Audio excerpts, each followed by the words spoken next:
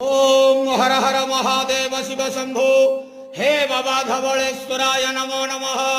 दीपम यदि परम ब्रह्म दीपम यदि जनार्दनः दीपा हरतु मे पापो पूजा दीप नमस्तुते। बाबा धवलेश्वराय नमः। संसार सुखी रखंतु। आज शुभ सोमवार रे समस्त श्रद्धालु भक्त मानंकु आशीर्वाद करंतु।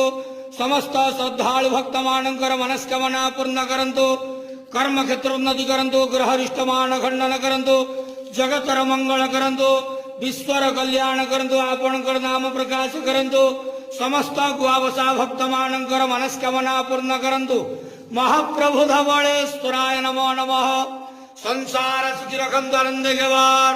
हरि बोलो। आज शुभ सोमवार रे समस्त श्रद्धालु भक्त मानंकु आशीर्वाद करंतु आनंद गेवार। हरि बोलो। बाबा धवलेश्वराय नमो नमः।